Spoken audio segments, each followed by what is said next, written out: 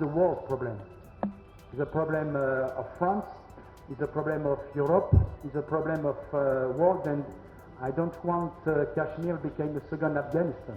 If the situation is nearly finishing, it's not finishing in the Middle East, the international of terrorism can find a new place in the future. And I think it's not your interest, it's not the interest of the world that the new place for the terrorism became Kashmir.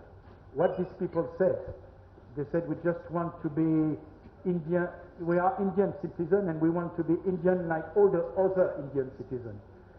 We want to have a development like other parts of the country, and we hope that this change of status will be occasion for our region to be a better level of development, better level for my young to go to school, better level for my mother to go in hospital, and that's all.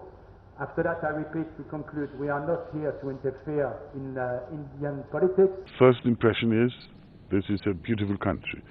But the second impression is, there is a very complex situation here, political situation, social situation, and we know that this, the beginning has been plenty years ago. And the government tries to solve this problem, and I hope it will go good. There's an international perception as well, and you have been on the ground. How do you find it, sir? Well, there are tensions. We see it without any glass. So how to solve it? This is a very, very, very big problem, and but I hope the government of India will do it okay. It is an absolutely beautiful place, as you can see behind us, and I think that they are prime for tourism. They're prime for being able to rebuild their economy without having to have handouts.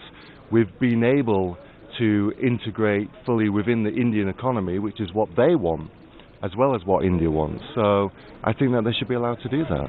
The reality on the ground is things are complicated, I think. It's clear from the amount of security that is needed for us that there are still issues, security issues on the ground. This beautiful place here, it's sad that there are these problems on the ground. I think we're supportive of what the Indian government is doing to bring about peace, because that's what everybody wants, the international community, but also the local people in Kashmir here as well. Everybody wants peace. What was your overall experience over here in Kashmir? It was very interesting, lots of data, lots of information, but I think if you let in people from the European Parliament, you should also let in opposition politicians from India. So there is some kind of disbalance, but the government should somehow address it. I think as long as we have access to Kashmir, politicians from India are entitled to have access as well.